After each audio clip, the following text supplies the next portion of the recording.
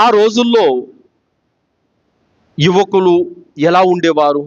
అల్లాహ్ సుబ్హానహు వ తఆలా సూరే కహఫ్లో తెలియజేశారు, ఇన్నహుం ఫిత్యతున్ ఆమను బిరబ్బిహిం వజిద్నాహుం హుదా.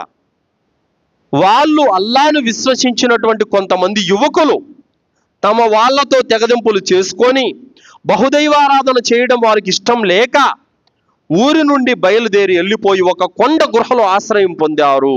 అల్లాహ్ సుబ్హానహు వ తఆలా వాళ్ళకి ఆ కొండ గృహంలో ఆశ్రయం ఇచ్చాడు. 309 సంవత్సరాలు వాళ్ళని నిద్రలో పెట్టాడు అల్లాహ్ సుబ్హానహు వ తఆలా. 18వ సూరా సూరే కహఫ్లో దీని గురించి వస్తుంది.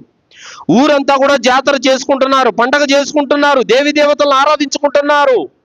కానీ యువకులు రబ్బునా రబ్బుస్ సమావాతి వల్ అర్దు లన్ నద్ఉ మిన్ దూనిహి ఆలిహా.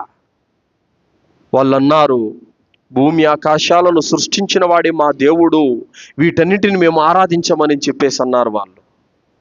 యువత ఈరోజు దర్గాలకు వెళ్దాం రా అని అంటే ఆ దర్గాలకు ఎగేసుకుంటూ వెళ్ళిపోవడం కాదు. నువ్వు చదువుకున్నావు, నీ తెలివితో ఆలోచించాలి. దర్గాలో ఉన్నది దేవుడా, మానవుడు తయారు చేసినటువంటి వస్తువు అనేది నువ్వు ఆలోచించాలి. అరే జ్వరం వచ్చింది చేతికి తాయెత్తు కట్టుకోని చెప్పగానే ఈ తాయెత్తు ద్వారా మనకేంటి లాభం, ఈ తాయెత్తు కట్టుకోవడం అనేది ఇస్లాంలో ఉందా, ఖురాన్ హదీసుల్లో ఉందా అని చదివి సత్యాన్ని తెలుసుకోవాలి.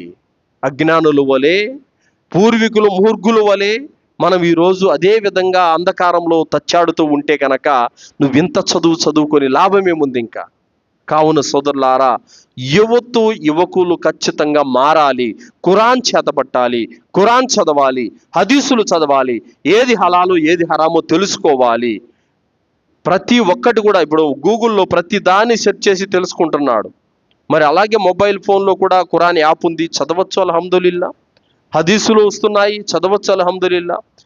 ఏది తప్పు ఏది ఒప్పు, ఏది పాపమో ఏది పుణ్యమో తెలుసుకోవాలి. అంత విచక్షణ జ్ఞానం దగ్గర పెట్టుకొని కూడా ఈరోజు తమ జీవిత లక్ష్యం ఏంటో తెలుసుకోవడం లేదు.